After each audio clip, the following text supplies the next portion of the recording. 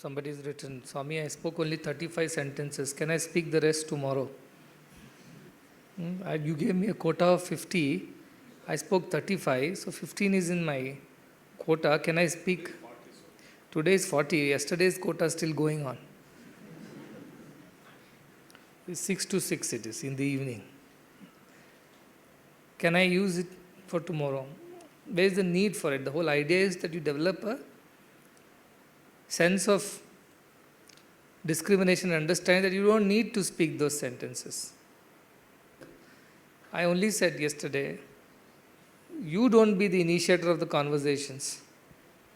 You don't start unnecessary talks. Sarvarambha parityagi. Even this, you should not be the initiator.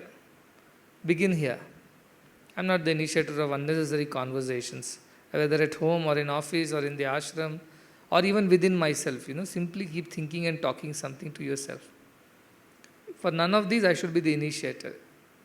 If it comes because of some other people's requirement, a doctor is there, patient comes and asks for some medicine, doctor needs to tell. And tell it correctly, because if patient misunderstands, he will take the wrong medicine at the wrong dosage and suffer more. If a parent is there, child comes and asks a few questions, you answer it only to that extent. If there is a examiner or teacher is there who asks a few questions, the student has to reply. So to that extent, what really maunam is not the external maunam. Truly is you're trying to quieten your internal organs. As he said, internal organs are there. External is physical, karmendriyas. There is jnanendriyas which are supporting these karmendriyas. And those we have to bring under control. But those can be controlled by controlling the mind. The temptations to speak, to chat.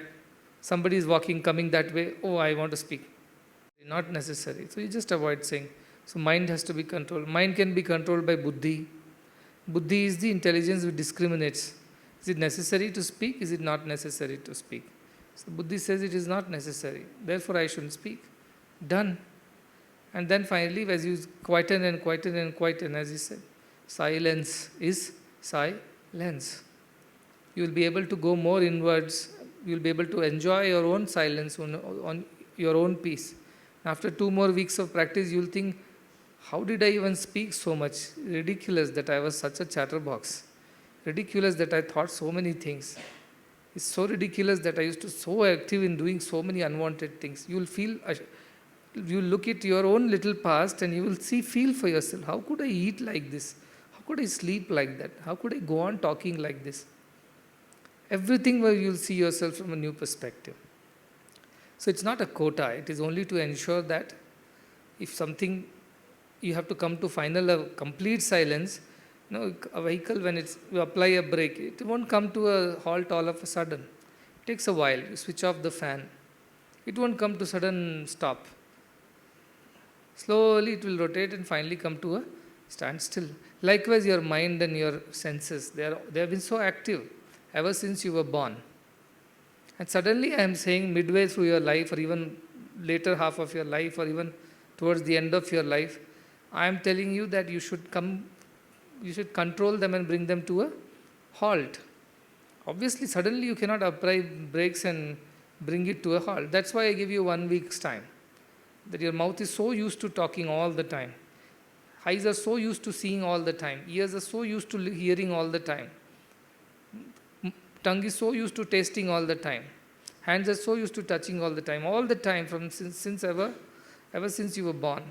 So this is an exercise of 1 week at least of breaking you should apply. It will come to a halt without disturbing anything in your inside, outside. Slowly it comes to a standstill. That is why 50, 40, 30, 20, 10, 5 and 0. But that practice is your own personal sadhana. Nobody can help you in that. How much you eat, how much you breathe, how much you sleep is all in your hands. Externally, nobody can help you. We can only tell you this is the logic. The logic is suddenly you can't bring it to a screeching halt.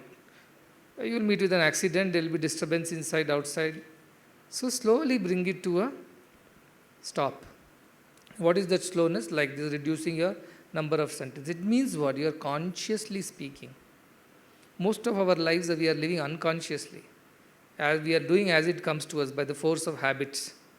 We are not doing it knowingly. Unknowingly we are doing. Unmindful of what we are saying, thinking, writing, reading, eating, sleeping. Not at all mindful. So this is mindfulness. That is also a Buddhist path. The Eightfold Yoga. He said mindfulness is one. Samyak mana. Your mind should be samyak good, and you should be aware of your mind's activities. You can't just ignore it and become a habit. So you should be able to see it and what it does, and you should be able to decide for it. Buddhi should decide for the mind. Should or should not be. That is what Kathopanishad gives beautiful example of a ratha. Even Bhagavad Gita gives that. The body is the ratha. Indriyas are the horses. The road is the Vishaya. That is all the things that Indriyas enjoy. Goal is to realize. Who is the Sarathi? Buddhi is the Sarathi. Who is the person sitting inside the Ratha? That is your Jiva, Atmani. And then the mind is the reins to control your senses. If your horses of the mouth, want to talk, Buddhi should pull that rein and say, no, shouldn't talk too much. If they want to see unnecessary things, Buddhi should pull the rein and say, no, you should not. If you want to go and taste something which is unnecessary, Buddhi should pull it back, saying no. That kind of a mati, that kind of a buddhi, vijnana buddhi. It is aware, it is not going by habit, dead habits. All that we have collected over past many births. It's not going by our instincts and vasanas. It is able to discriminate. Vijnana yukta buddhi it is. It's aware. It's not unaware of what it is. And how is the mind? Samanaska. There is good mind it is. And good horses. They are not dushta. They are not the bad horses. They are good horses who listen to you when you are able to control them. Of course, in the beginning they were not listening, but now with all this practice of controlling shama, dama, or yama, niyama, you have brought some control onto your senses, and their running towards the sense objects has been covered by the wise use of buddhi and by the frequent use of your mana to control them, not allow them to run away. So that your journey towards your destination is becoming better and smoother now. This is the path, this is what we are doing right now. Just as what it was described in Upanishad, just as what it was described in Bhagavad Gita, the same thing we are following. Asking buddhi to control the mind so that mind can control the bad horses, and ensures that all the horses go straight towards the destination and don't go this way and that way and trouble the passenger. That's all we are trying to do. So why should I speak or not speak? Not because you should speak or you should not speak. It is only because is it necessary or not necessary? It's not necessary. Don't speak why you should eat. Suppose your stomach is full and your stomach is saying, don't eat anymore. I don't think I'll be able to digest, overloaded. But tongue says what? Eat it, eat it, eat it. Then what should we do? You use your, they say, no, buddhi upyoginchu. Use your brains, they say. Brains is a physical faculty, but the software inside the brain is buddhi. That's a hardware. So buddhi decides, no, though it is very tasty and the tongue is wanting to have it, but stomach cannot digest it, it will lead to constipation, it will lead to unnecessary stomach trouble. Let us not eat it. The buddhi decides, mind directs the tongue. Nothing doing, enough is enough, get up. So gets up. So immediately it feels bad because the preyo marga, it wanted the pleasant things. It feels bad, it even curses you, even 10 more, 15 more minutes. After that, there is a kind of remorse. I should have eaten it, what's wrong with me? Everybody is eating, I got up like a fool. I could have eaten another dosa, another chapati, another sweet. But buddhi has been telling, no, that's not right. But others are eating, see there, everybody is talking around. Why should I alone punish myself? You're not punishing yourself, you're actually progressing. So what others do what they want. You are interested in your welfare, right? Atmanohi, Atmano Bandhu, you are your friend. You have to help yourself. Therefore you decided to get up, you decided not to talk, use your buddhi, and buddhi directed the mind, and mind directed the tongue. Get up, don't eat anymore. Directed the legs, hands, get up, wash your plate, go back to your room. And after Though first 15 minutes are miserable of this experience, but later the whole day you are light and healthy. You feel light and you are active, you can do all your work. And when you look around yourself, all those who have been eating relentlessly, all are asleep in the hostel because they've eaten so well, special lunch, nobody is waking up in the evening. But you alone are active and you're able to finish your homework, you're able to finish your assignments, you're able to do everything actively. Now, all of them will wake up after 2-3 hours of sleep and then start panicking. I didn't finish my work, I did this, I did that. Now who is happier? Who has the last laugh at this, as they say? You have the last laugh because you followed the Shreyo Marga. That's all we have been doing. We started with our journey with understanding that Yama Niyama is the basics of life. It has to be practiced at all times. And we started with that. Considering that you are practicing that, do some, I said, pranayama. Watch your mind, watch your breath. If your mind is too fast, control your breath, your mind will slow down. So you can do it, see it in slow motion. What your mind is thinking, how it is doing, what it is doing. You can pause it and zoom it and see exactly what's going on in your mind. You analyze it. Otherwise, you breathe so fast, mind keeps running, you are hardly able to catch the mind. It's so fast. So I taught you, breathe slowly, start there. Sit down in a place, don't keep moving here and there restlessly. So that your mind, the motion of the mind can be clearly understood. Just like we pause, zoom, and understand the details of it. Where it comes from, what is doing, what is its thought. Anyway, that happened. Then you realize so many things were there which I was not even aware. Suddenly I did sit in meditation, some old past memories which I thought it is forgotten, buried and done, they all are surfacing from somewhere. Where were they all these times? They were there in your subconscious, in the lower racks of the cupboard. As you start digging, you find all these things. Then we said, throw it away. Oh, this is so dear to me. This was my childhood doll. This was the first gift I received on my 5th birthday. So what? You fit into that clothes, those clothes which were gifted to you, shoes, no. Then throw it away. Give it away, throw it away, whichever way. So Vairagya. But I can't do it, it's so difficult. Then pray to God for strength to do it. And with the knowledge that only after doing this can you progress. Otherwise you will not progress. So knowing that you will progress only through Vairagya, you pray to God and start getting rid of things. So that was done for some time. 2 weeks, some exercise happened. Now how much is left in your cupboard, how much is thrown, you only know. Nobody else knows. So you be honest to yourself. Don't fool yourself. Be your bandhu. Atma bandhu. Be your own friend. Be honest to yourself. Otherwise you will become Ripura Atmana. You will become your own enemy. So be your friend. Tell the truth to yourself and do what is required.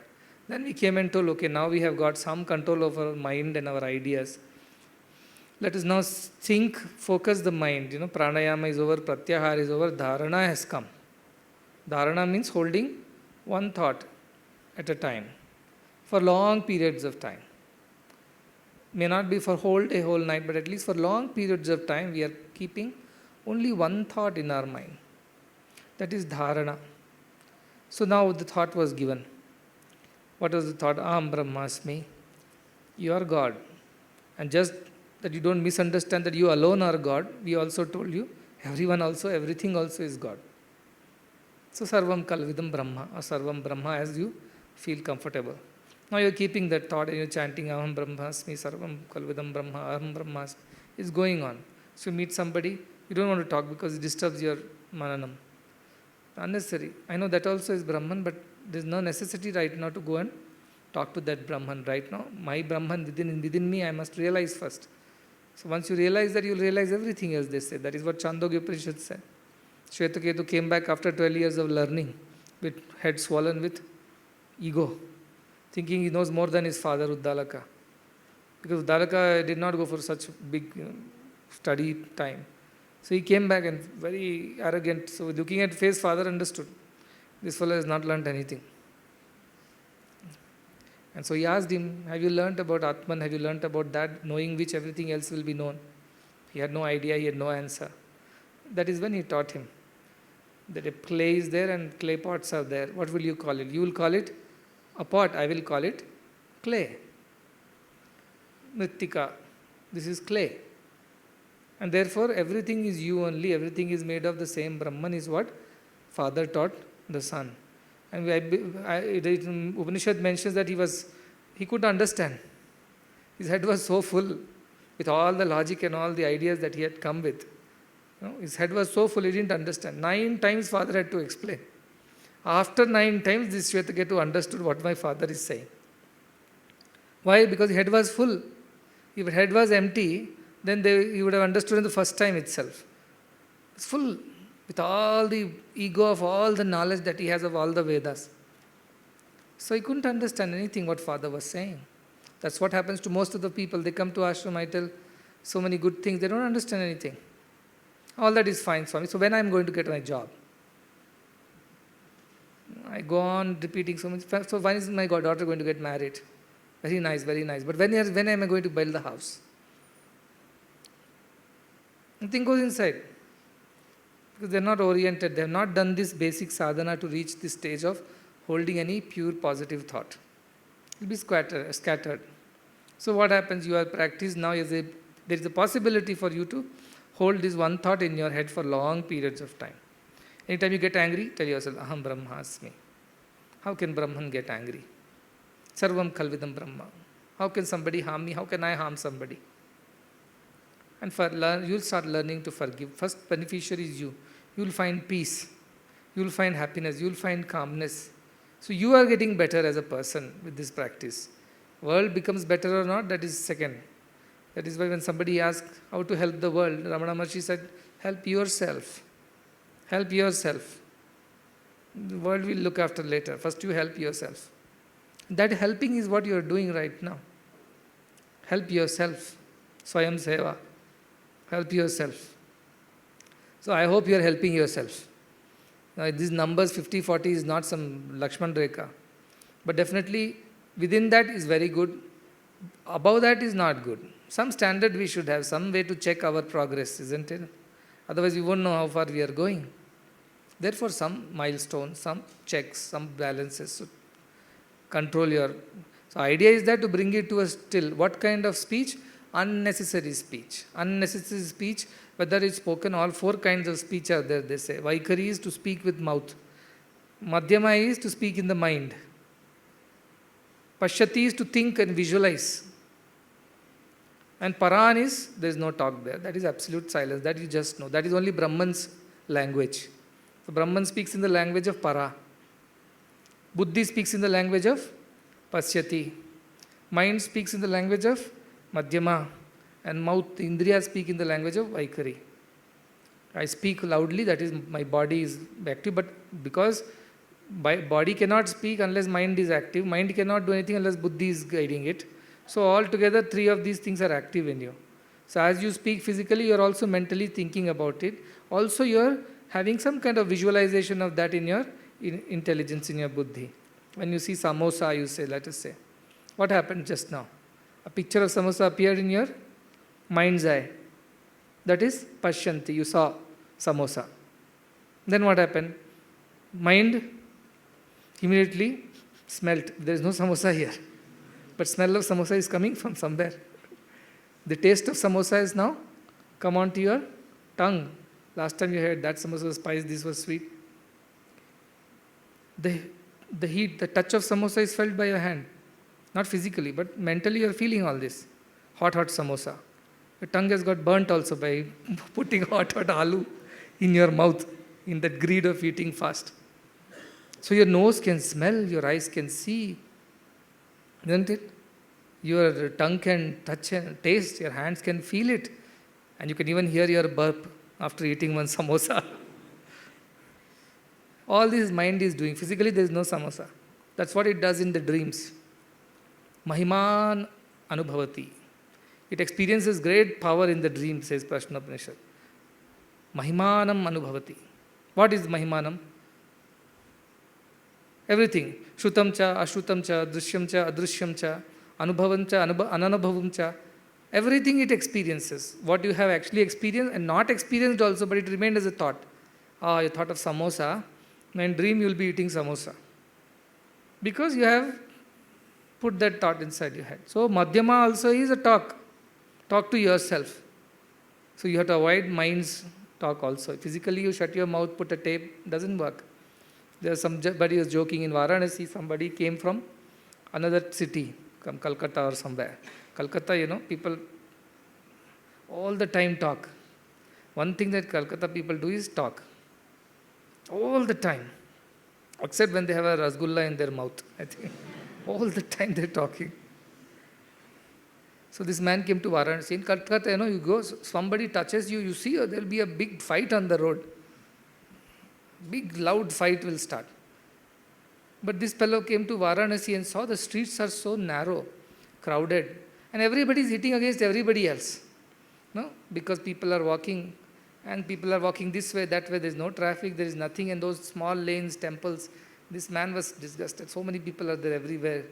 And they are hitting him, or he is hitting them because of that. But even though he shouts, they don't shout back. They are very calm. Okay, like that they will go away.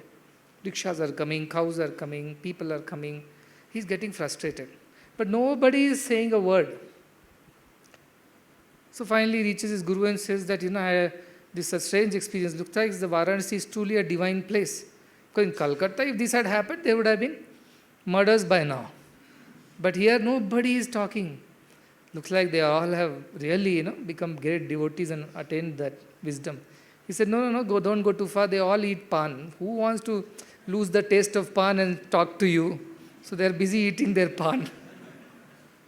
That's why they don't want to speak. The pan Banaras wala, why should they throw the pan? Because if they have to speak, they have to spit the pan. And then only they can shout at you. But spitting the pan means losing the joy of Banaras pan.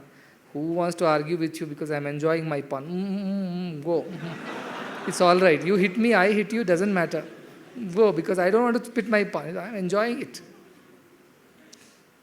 Is that maunam? Is that maunam? So that kind of physical push I don't want to. Physically you keep quiet. That is the first step. But more importantly, mentally keep quiet. Stop talking to yourself in the mind, imagining things in your buddhi. Stop. Because only then you are true maunam. Sentences, a number of sentences only. But if your sentences in the mind are running into hundreds and thousands, you have not achieved much by physical. You are like those people in Varanasi. Don't speak because they have something else they are busy with. But they are not speaking not because they don't want to speak. They are because they are in a state of maunam. So maunam is a very, very important practice for spiritual aspirants. Chidananda Saraswatiji's ashram, I'm told till 10 o'clock he doesn't speak to anybody. He's a mauni that time. So what happens when I go there? Even when we were leaving, he saw us. But he didn't speak a word. He asked somebody else to explain whatever he wanted to convey. But he didn't speak. He said that I am speaking, after 10 only I open my mouth. Also the great quality of a bhakta, Tulya Ninda Stutir, Mauni. He keeps quiet even if Ninda comes or Stuti comes. He learns to keep quiet. So if you learn how to keep quiet now, in life when there are difficult situations where somebody is praising you or somebody is believing you, in both the situations you will learn to be quiet. Also it says Bhavati Nativadi becomes less talkative. The person who is on the spiritual path becomes naturally less talkative because he understands it's futile to speak unnecessarily. There's no point. It's not adding value to anything. Why should I speak and waste my energy? So they don't want to waste their energy on anything. That is the idea of maunam, silence. It's not just for the sake of, don't go back and practice like the cat under the basket type maunam. That's not the maunam that we are talking about. We are really asking to calm down the mind. And I hope that you have practiced calming down the mind. That is how you are able to come this far. So it shouldn't be too much difficult for you to speak less. But if necessity is there, only speak to that extent and avoid unnecessary speaks. It means what? Swami has told only that many sentences and no complex sentences. That also I have told. And if, but, therefore, so, thus, all these conjunctions, no, nothing will be working here. Don't use any of these things. So how do I speak one single sentence? It means I have to speak less, means I have to think what I am speaking. How many people think before speaking? They just blabber.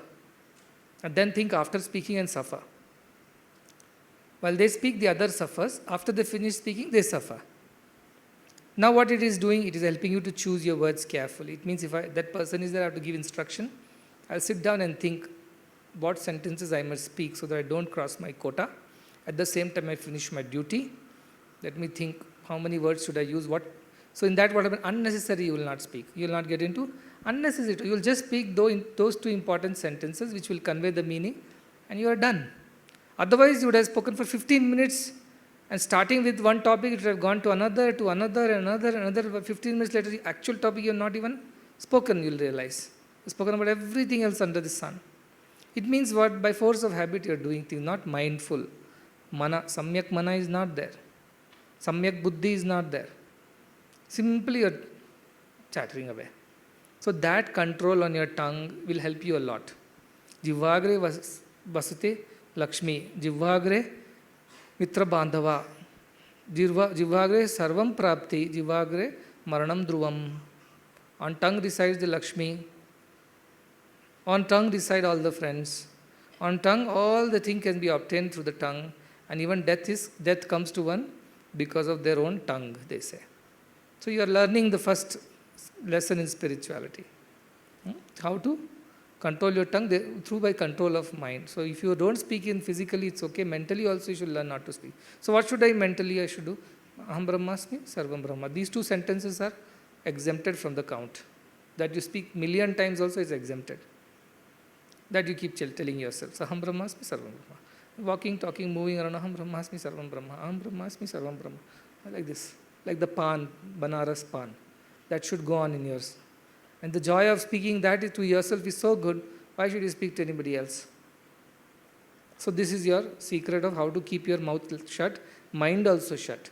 And if mind has to be active, then let it be active thinking of this particular thing. Aham Brahmasmi, Sarvam Brahma. Aham Brahmasmi, Sarvam Kalidam Brahma. Keep telling yourself. But then mind has no time to talk to anybody else. Suppose I am talking to you, can I simultaneously talk to her? Not possible. So I am busy in my mind, talking to myself about Brahman. So how can I talk to anybody else during that time? It means I have to stop this and then speak. Why should I stop this? This is better than that. So that should help us to develop this kind of a control on our tongue and our mind. So that is the secret of this week. But the truth is that this is not the end. This is the beginning only. Or in fact, this 4 weeks, it is halfway. Now these 4 weeks should repeat themselves for the rest of your lives, isn't it? If you just stop at these 4 weeks, you think all your billions of births, vasanas will disappear.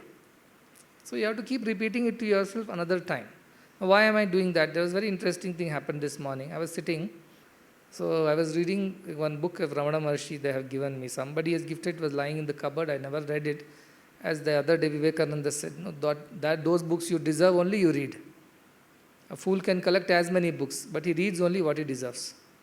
So that is how probably the deservedness. So I was reading and I saw Ramana Maharshi in the room, mana subtle. So I was very stunned because I thought Janli doesn't like going anywhere, Janli doesn't like talking to anybody. Why would he come here? So I just thought, why is he here?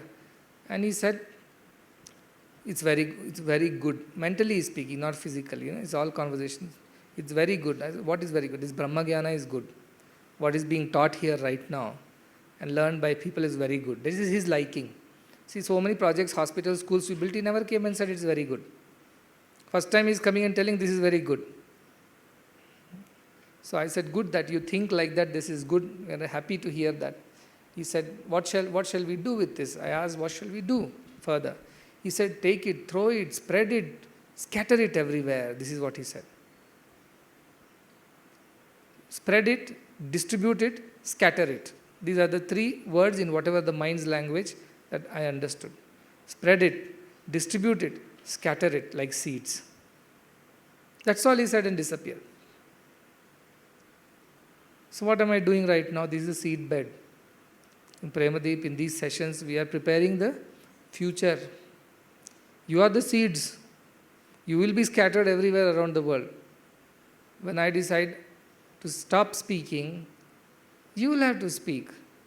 You will spread this seed of jnana to billions of people around the world, establishing yourself in so many ashrams and so many institutions that are coming up now online, and all the methodologies are there. This is in your hands now, how you will take forward and spread it to the rest of the world, because other things will change. So that is what he said. Spread it, distribute it, scatter it. Spread it when you can speak and spread it. Distribute it, you personally go and hand over. Scatter it, you can't reach, just throw wherever it falls. But don't keep it to yourself. That's what he meant. Don't keep it to yourself. Spread it, distribute it, scatter it. That is the idea. Spread it from one to the other and the other to the other. Let it go viral. Distribute it. Personally, when you meet people, even if you cannot do it online or do it by writing, or talk to them about it. Scatter it. Now you have nobody around, nothing, just throw. Wherever it falls, fine. It will grow. If it catches the right soil, it will grow from there. Now farmers throw so many seeds, not everything germinates. Whichever catches the root and germinate, they are the ones which become a tree. The seed balling, there was an exercise, some group came from Bangalore. They said, we want to make seed balls here. I told, what is that? They said, we'll put a seed inside a cow dung cake, like a ball. They will make with some earth, cow dung and some basic things, and they'll make a ball. And then do what? Said, we will throw it. What will happen with that? Because it has some nutrition for a couple of weeks, the seed. Wherever it falls in the soil, if the soil is good enough, conducive, it will sprout and germinate and start growing there. That's how we can do afforestation. Oh, that's a very good idea. They're calling it seed bombing. They go with helicopters and throw seeds in the desert areas. Lots of African desert area is now being converted into forests. They do this seed bombing. That is what Ramana Maharshi wants. Seed bomb it. Seed ball it. Spread it everywhere. But you have to prepare a seed ball somewhere, no? So this is where in Premadip we are sitting and preparing these seed balls with some nutrition, some protection. And finally, the Atma Vidya seed is inside. And then it will be taken and thrown into all the desert lands of the earth. In the sense, people who have minds like deserts, dry and nothing is there, nothing grows there. That's where this all will go. That is the higher idea of why all this is happening. Not simply wasting time. It's not without a reason. So this big reason is there. So you have to spread it later tomorrow. That is the idea. So that is why because he just mentioned that you see it has to be, you people have to take it forward. If somebody asks, he doesn't speak anymore. No. Oh, how will we learn? Don't worry, he has taught us. And we know. So now we will teach you. And from there it will spread to many people. That is your role in the future. You teach your students, you teach your colleagues, you teach people in the world. As is your positioning wherever you go, wherever you are established, you will go there and spread this. Whole world will run behind this Vidya. You wait and watch. Whole world. All those who proudly call themselves atheists, non-religious, all people will run behind this Vidya. Because the most beautiful part of this Vidya is what? There is no God in this. You are the God. If I tell this, you have to believe a Brahma as the God, Vishnu as the God. Christians will say, no, we don't believe in these kind of gods. Some other Muslims will say, we don't believe in form at all. So how do you talk about these things? Why will they come? Buddhists will say, we don't believe, everything is shunyam at the end, nothing exists. What are you talking? But here, what is it Vedanta saying? Don't worry about a God somewhere else, a God in form, no, out of form. God is you. You are God.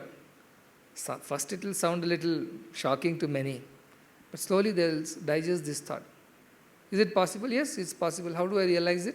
There is a methodology. 30 days challenge is there. Want to take it up? Take it up. And learn what we can do. At least after the end of 30 days, they will know that they are better people than what they were before. And whether they realize God or not, at least they realize that they are better people. It has helped them. They're calmer. They can respond better to things in life. They don't get agitated when things go out of their wish, like what they want doesn't happen. They don't get agitated. Some of those great powers will come to them, to a sense of balance. That itself is great. Realization Brahman comes or not, that is secondary. Primarily, you get benefited in every day-to-day life, you get benefited. Every day you are doing better than before. No psychologists required, no depression medicines.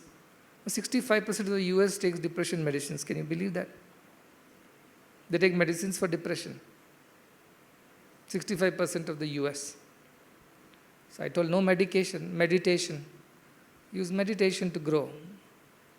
Because they're permanent. They're not temporary. The first time these Vedantic thoughts went to US, through so many people it went. So there's hippie culture going on in the 60s, 70s. If you see most of the Indian gurus and spiritual masters, they went to US around that time.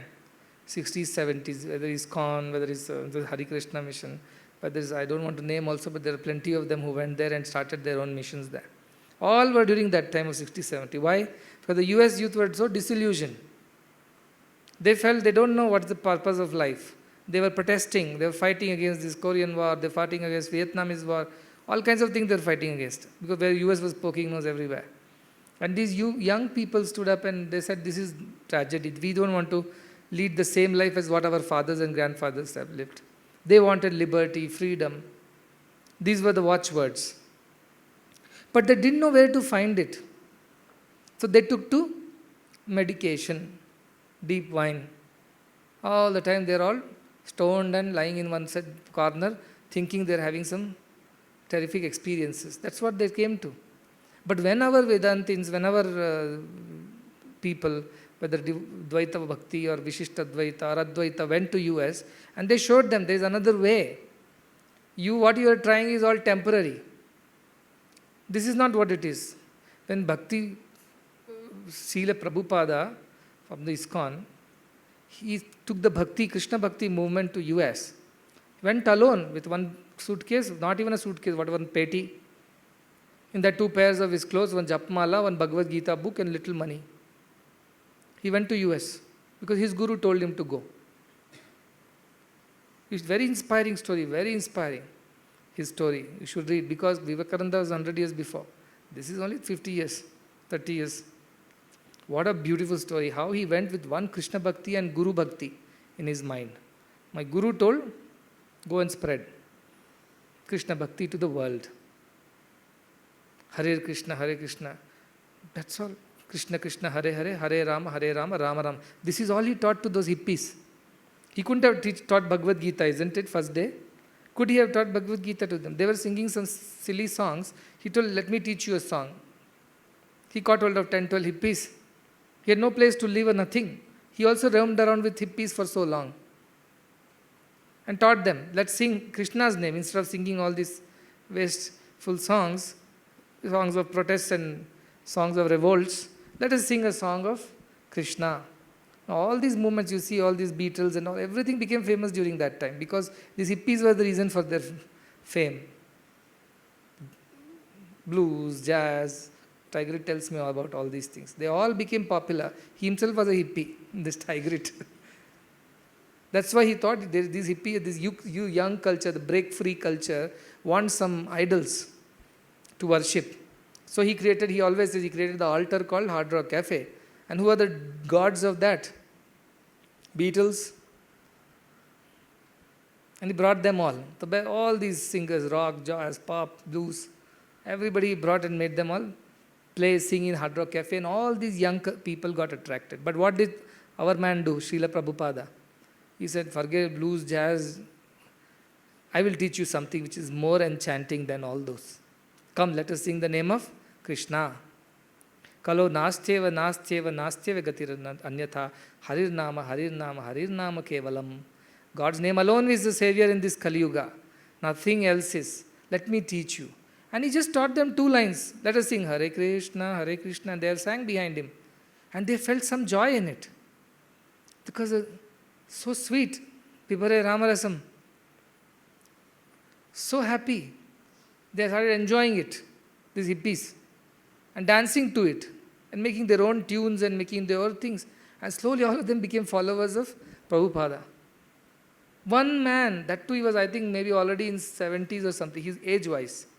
He was quite old. He was not like young man like Vivekananda in his 30s. He was almost in the late 60s or something of his own age. He went then. And look at his courage, just stands in the corner of a street, sings Hare Krishna, Hare Krishna. These hippies join him, they all become a Nagar Sankirtan group, and then they keep chanting, running around, playing, singing Krishna's name. And they've forgotten their drinking, smoking, everything. They've forgotten all those wrong habits, and they're enjoying Krishna's name, dancing to it. That is seed sown. That is seed bombing. One seed left from Vrindavan and landed in the heart of America, the Western civilization. And what did it do? Created a movement like none other. Just look at the movement, ISKCON. Akshay Patra, I keep a tab on what they're doing because we have Annapurna. I must know what else can be done when they are doing so much. We took a lot of lessons from Akshay Patra. We studied their model, the centralized model, or should be decentralized. We went there, they checked the kitchens, they understood from them, and those Swamijis were very kind. Dasas they call themselves. They were very kind to explain. They didn't have that, no, who is this? Explain how to run, what are the difficulties in a centralized kitchen, how it should learn, what are the difficulties in logistics. They explained. Then we came to a model that no, we cannot run a central kitchen. Because breakfast has to be delivered in the early mornings. They start cooking at 1 o'clock, 12 o'clock, 1 o'clock in the night. And then their vehicles leave at something like morning 6 o'clock or something, reach there by with Bangalore traffic, you see. They reach the places by 9:30, 10. Then this lunch is served around 11:30, 12. So, it's a long process.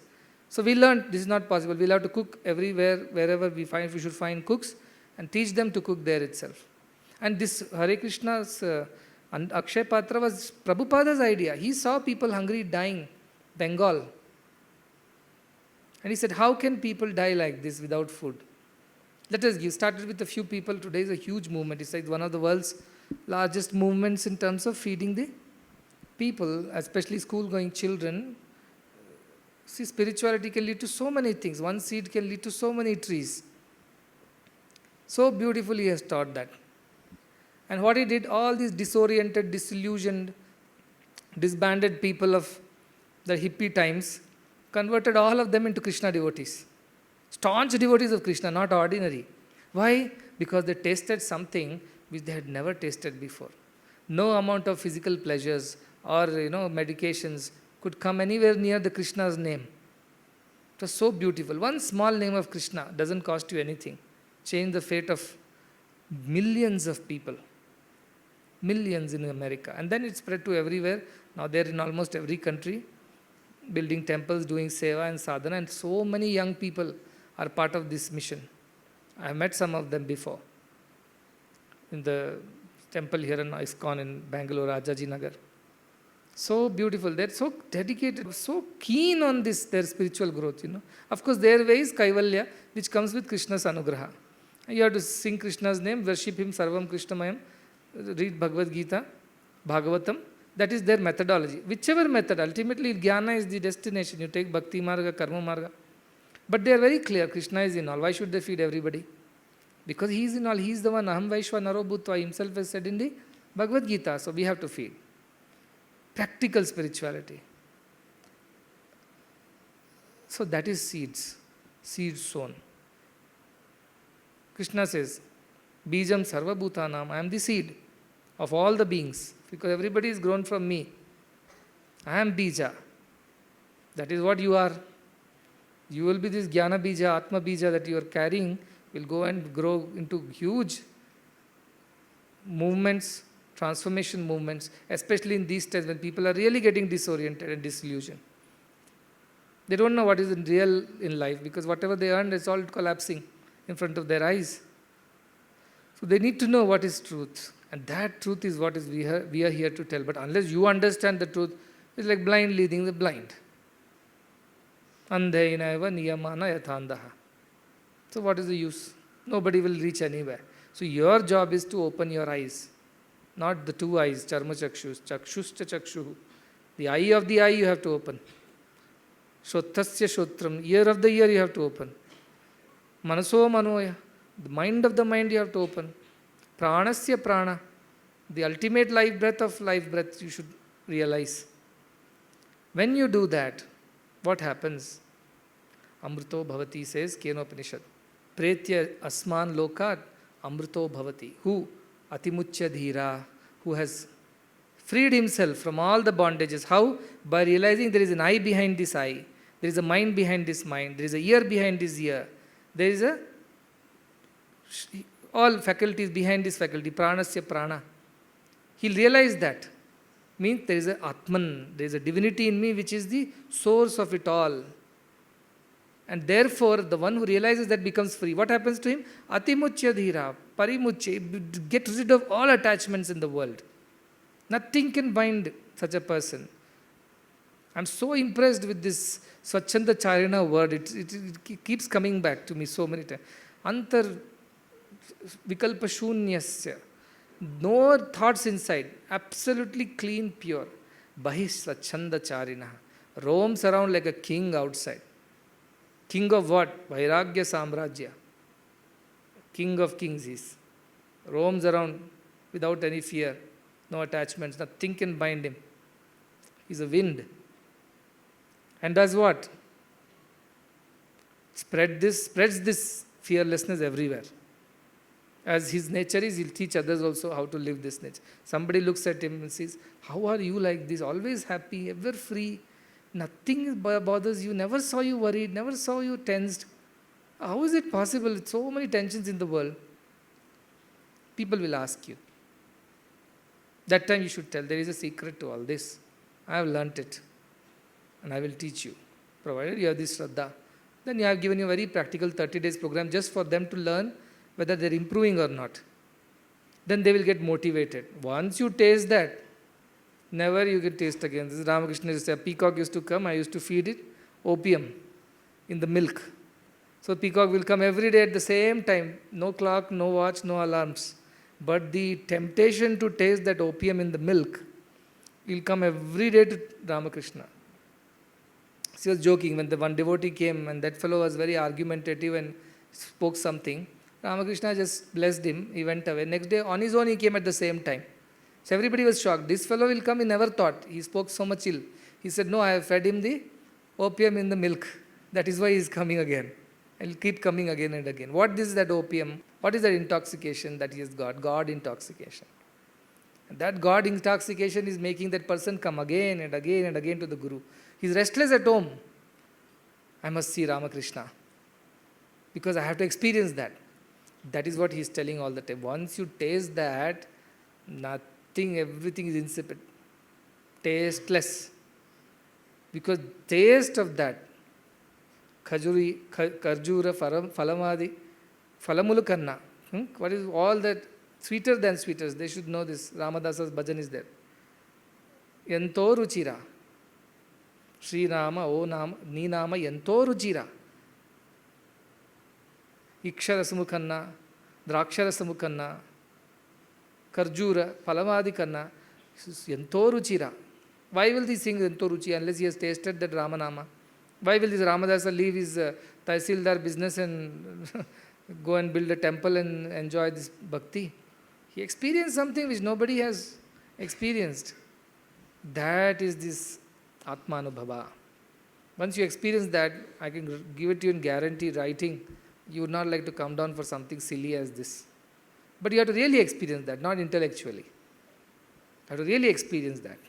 Every morning you'll think, when will it be morning? When can I get up? When can I start meditation? That's kind of excitement it will start. Let me sleep early. Like, I don't want to talk to anybody. Cut down everything. Close the books. Close the computer. Switch off the lights. Before warden comes, everybody is asleep. Warden will be shocked. What happened to my students? Till yesterday I had to sit and put them to sleep and come back and check. Still at 12 o'clock like owls, they all will be awake. But look at them, 9:40, everybody is asleep. 4 o'clock they're up. 5 o'clock, by the time warden comes to wake you up, you're already up. What are you doing? Sitting on your beds and dhyana mudra. Think of a Mudanali like that. Think of a world like that. Everybody runs to sleep. Why? Because they want to get up early. So they're fresh in the body, fresh in the mind. That's the perfect time, Brahma Muhurtam, to start some meditation. Why? Because that is what will give them the taste. Then the time passes and you can't get. That is what I was telling these boys today. Your prana, apana and Prana are there. Prana is what he said, prana is the king. He has four, he distributes work to four people. Upana, Vyana, Udana, Samana. Apana is the one which is responsible for all ejections out of the body. Even the breathing out is Apana's role. Prana only brings in, and prana resides in our face here. It energizes all these senses. Apana resides in the navel and takes everything out from there, all pushes the air out through exhaling. Vyana is there, which goes from inside to outside. All the nerves, nadis, energizes them. Samana balances all these forces. The prana up and the apana down is balanced by samana. And what is the result of it? The positivity that gets generated, the energy is udana, that takes the energy up to the Brahmarandra, they say. It's a very beautiful description in Prashnopanishad. What is this prana, apana, udana, samana? He says that uchvasa, nishvasa, etau, ahuti. These are the oblations in the fire. And who is the priest? The uchvasa, nishvasa means apana and prana are the ahutis. Priest is samana, that vayu which sits in the center and balances your inhalation and exhalation and makes it equal. Sama, nayatiti, samana. It breaks it into same. See, how much ever you exhale, the same amount you inhale, then exhale again in same amount. So that distribution samana does. This is a yajna going on inside. You look at the concept. Yajna, who is performing? Samana is performing. What are the ahutis? Prana, apana are the ahutis. Who is the yajmana? Manohavava yajamana. Mind is the yajmana, for whose sake this is being performed. What does this mind want out of this yajna? They say, Ishtaphalamaya danaha, O danaha. Udana is the Ishtaphala, the result of this yajna, that vayu, which is the positive vayu, which goes up. And what does this udana do? It takes the yajmana, aharaha, brahma gamayati. Day after day it takes this yajmana mind to the Brahman. Udana's job is that. So if your prana, apana, samana, vyana are perfectly working, you have plenty of udana vayu. And that udana takes your mind to the Brahman and makes you realize the Brahman. So every morning you get up at 4 o'clock. Why 4 o'clock? I tell 4, 5, 6 because see, we have two nadis, Chandra Nadi and Surya Nadi. Which nostril are you breathing from now? Just exhale and see. Touch and see. Which nostril is that? Only one, not both won't be there most of the time. Yeah. So you know that you are breathing only from one nostril at least for now. Right is Surya Nadi. When sun is up, right breathes. When moon is up, left breathes. It means your transition is happening still. Those who are still in the right, they will shift to the left because they are spending energy right now. So that is why this is working for them. But the time comes during the day and morning and evening when the day and night meet, both the things work. That time your prana is the strongest. Most of the air you are able to take in. Otherwise from one pipe you are taking. Now both pipes if you take in, so much more energy is going in. All that yajnam happens. Udana gets generated. That udana takes your prana, mind to the Brahman. So that's why you need to have a lot of udana. It means what? First breathe properly, breathe enough. What is the breathing? Both nostrils, if you breathe, that is the highest amount of prana will go in. So highest amount of udana will get generated. That's why morning times and evening times. And then what? Apana you should reduce. Apana means eating too much because it's known for ejection and excreting. Everything out of exhalation, ejections, excretions, everything is apana's job. It's just the opposite. So if you eat too much and sleep, or you're engaged in activities which leads to all lower desires, then what happens? Your apana vayu is taking away all your energy. Nothing is left for udana. That's why control on senses, control on mind, thoughts, all your eating habits, all these are important to have much udana, which will take the mind to Brahman. So in 4th week all this is coming. I'm just giving you a glimpse of it. So you have to get ready. 4th week is extreme sadhana. Sadhana means mind should be under control, indriyas should be absolutely steady. You should be able to wake up early. You should not speak much during the day, eat limited and sattvic way, and see the difference within yourself. Because udana vayu will get so strong. And it has no option but to move up. Hot air moves up. So where it will move up, as it moves up, it will take the mind along with it and take you to Brahman. Naturally. It says daily it does that actually. However, in the deep sleep it does that. It takes the mind to Brahman in the deep sleep. So what happens to the mind? There is no mind in deep sleep. Do you realize that when you deep sleep, you sleep very well? You don't even realize you slept well. You wake up and say, you don't even know it's afternoon, day, night, what is the time? You have to really check the calendar.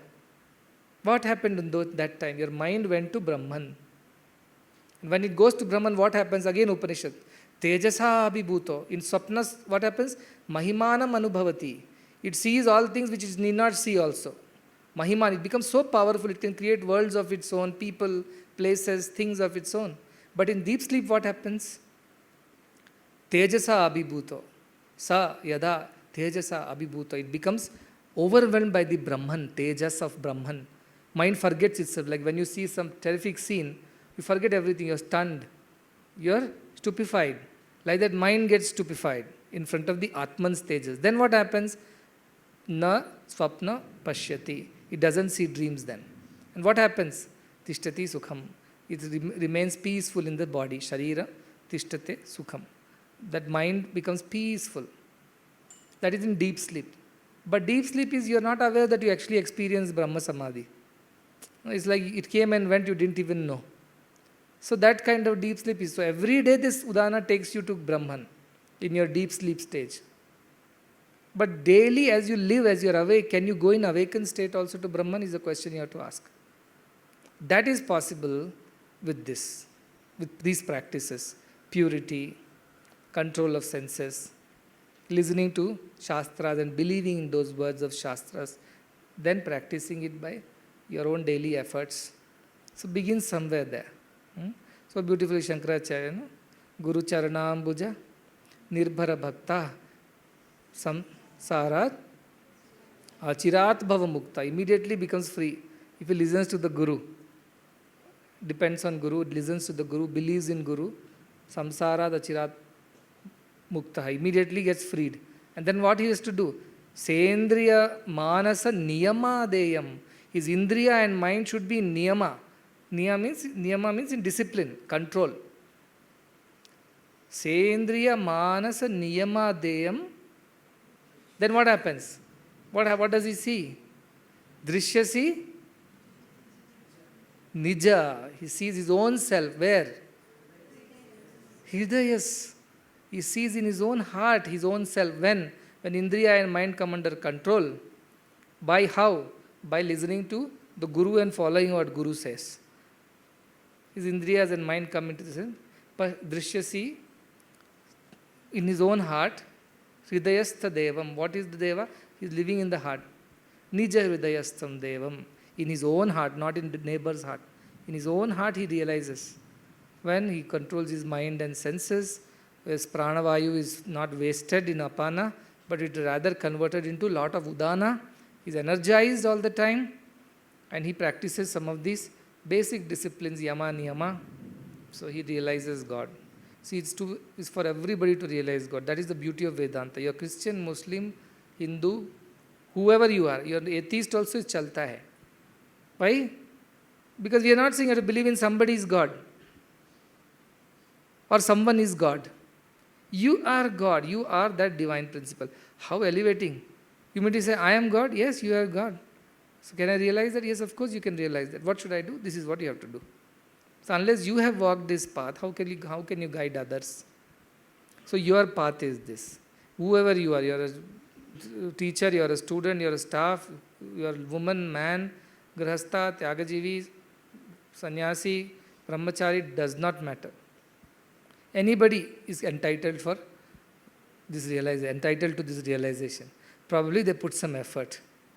It's your right. So beautiful Vedanta, so beautiful is Advaita. And this is easiest to understand. All the philosophies are tough. Only thing without any conflicts is Advaita. No conflicts whatsoever. Clear, you are Brahman. You know that, you know everything else. Once you know that, Atimuchya, you become free from everything. Then what happens? I am free, Swachchanda Charina. I do as I wish. I am not a slave to anybody. Not to my senses the least, and not to anybody else also. I do what I feel like, because you always do the good then. What a life. Nobody can dictate terms to you. Now, entrepreneurs say, I want to be my own boss. That is when you are your own boss, when you are Swachhanda Charina. When you become Antarvikalpa Shunyascha, there is nothing left inside you. Clean, pure, like a mirror. Nothing is left. No reflections left. You are. That is the idea of Aham Brahmasmi. To contemplate on this great novel glory of this realization. It should tempt you. It should actually, really it should drive to experience that. Because experience that, everything becomes so beautiful. No sorrow left. Kauka moha kashoka. How beautiful that time would be. I go on telling. Imagine the view from the peak. Imagine, so all students are going climbing Nandi Hills. Why will they climb? It's such a pain to climb. Isn't it? Climbing so tall, such a big hill. Legs will pain, you will sweat, you will pant, you will be suffering. Truthfully, muscles will strain. Everything will pain. Then why do you want to climb Nandi Hills? You want to see the view. You want to see the view from there, which you can't get from these plains. So then you have to put efforts to climb. Same efforts you are putting now. If you climb up and go there, view is so beautiful. So I am tempting you with the view. That is so beautiful, it's so beautiful. So you believe that it is really beautiful and you should think it's worth all the effort. And let us at least see once, climb the Nandi Hills. I am not saying you settle down there, but at least climb and see once what it feels like. What it feels to be a free bird. What it feels like. That is the idea of Brahmagyana. You must put effort, there is no doubt. All of you can attain it, given that you put sincere efforts. So tomorrow's number of sentences is 30, 20. See how they are fighting. The moment I said 20, no, 30. If I told 40, everybody kept quiet. We forgotten, leave it like that. If teacher forgets that today is class test, everybody keep quiet. Don't even remind him that today is class test. Let the class get over. Then teacher will say, "Arey, today was class test. Nobody reminded me." Oh, sir, we also forgot. Had I told 40 sentences, everybody would have been quiet.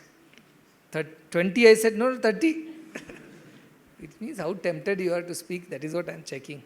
Shaking the nail and checking. Okay, so 30 is 30. Then stay at 30. So in 2-3 days, you would have realized what all the things were unnecessary and you can still cut it down further. These are also unnecessary. You could have avoided this. So you see your husband and wife, you see at home. So should you not look at each other? Look at each other. Smile. Smile is a great talk. It's a great language, Language of love is there. The less you speak, the more you can smile at home. The more you speak, the less you smile. Something unnecessary comes out of your mouth, then it becomes a cause of all sorrow. So good, keep quiet. You will tell less lies. You will not speak unnecessarily. You will not hurt anyone by your words. Even if something is going on, you will keep it within yourself. It won't go out and hurt. So many benefits of Maunam. So practice that Maunam for at least reduce it and bring it down to zero. And spontaneously, naturally. Not with so much of effort and pain. It should not be a painful process. That is why I did not say. When Totapuri caught Ramakrishna, I said, now I will give you Sannyas Diksha. Only then I will start teaching you about Advaita. I am not saying anything like that. I am saying you have your breakfast, dinner, you do your work, go to sleep. Everything is okay. Everything in limit, yukta, ahara, vihara. That's enough for me. And what did I say? Slowly, gradually reduce your talk, because you must realize the 1 week of silence, if you really observe, you will know the value of it. They always say, speech is silver, silence is gold. Why? If silence is more demand, then it should be, that is why it should gold. Why it should be in more demand? Because actually it is the most beautiful experience. So many intuitions will come. So many unimaginable insights will come to you about life. So many of these mantras, my talks, speeches, books you have read, suddenly they'll all start revealing their meanings to you. They were all waiting to reveal, but you are not ready. You are not available. All that will start coming. That 1 week of silence will be supreme experience. Amazing experience if you can keep that way. So that is why I said last 1 week, cut down everything except for your classes or some basic things. Just cut down everything. Don't try to unnecessarily interact with anyone. Even make it even stricter. Come on, in so many years, 1 week of silence, can you not give it to God? All this while God give you everything, you used it thoroughly. 1 week of control and silence can you not give? So prepare yourselves mentally. If mind resists, teach the mind. No, mind shouldn't resist like this. This is good for you, good for me, good for everyone. More than this is what is bhakti. I'll do it for the Guru, I'll do it for God. Let me to prepare your mind from today onwards. For 30, 20, I would be happy if you don't even have to go by 30, 20. Maybe day after you say, I don't need to speak at all, Swami, I'm fine. Something is very urgent, I'll open my mouth, otherwise it's all right, it's fine. Why should you wait till last? People who are brilliant, how do they write answer papers? The brilliant, they finish in half an hour, they're dying to submit the paper. The teacher says, sit down. Sir, I finished. They'll be waving the paper in front of teacher's face. They want to finish it early. Why should you not finish this sadhana early in the sense? Stop speaking early. Why should you wait till 7 days also? That is in your hands. If you have developed that kind of control, then go ahead and do it. Okay.